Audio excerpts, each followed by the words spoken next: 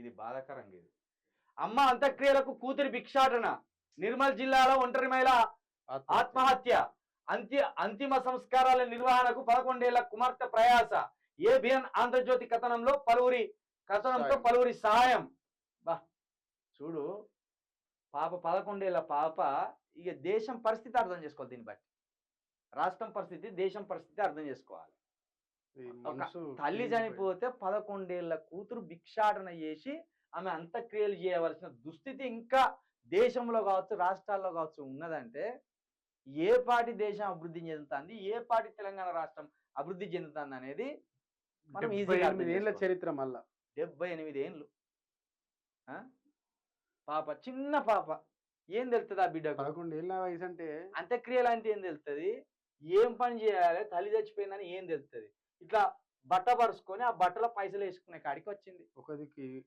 ఒకరికి ఏడు వల్ల బొందబెట్ట. తల్లి చనిపోయిందనే మనోవేదనలోనే ఉంటది ఆ పాప. అల్ల నుండే తేరుకోలేదు.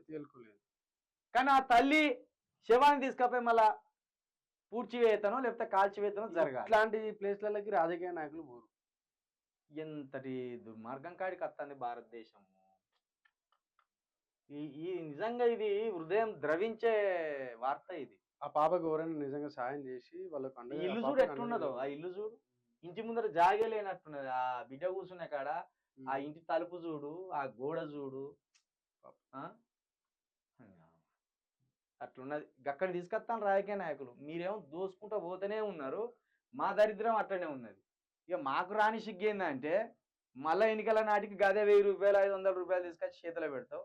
మాకు సిగ్గు లేకుండా మేము ఈ దరిద్రంలో మగ్గిపోవాలని మళ్ళీ నీకే గుద్దుతాం. కాబట్టి కొత్త రాజకీయం రావాలి. పేదలు లేని సమాజం రావాలి. పేదోడికి ఆర్థిక స్వతంత్రం రావాలి. ఇప్పుడు నాకు బిర్యానీ తిన బుద్ధి అవుతుందంటే బిర్యానీ తినాలి. అది ఆర్థిక స్వతంత్రం. జేబులా డబ్బు ఉండాలి.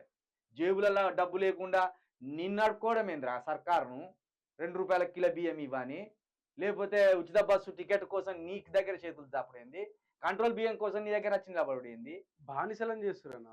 మాకు ఉపాధి కావాలి. బానిసలం చేస్తున్నారు. ఇంకా ప్రభుత్వాల మీద ఆధారపడేటట్టు చేస్తాడు.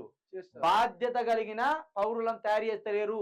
బానిసలను తయారు చేసి ఇట్లా బిచ్చం ఎత్తుకునే కాడికి మా పరిస్థితులను తీసుకొస్తాం. నిజంగా ఉచితాలు తీసేసేయాలి.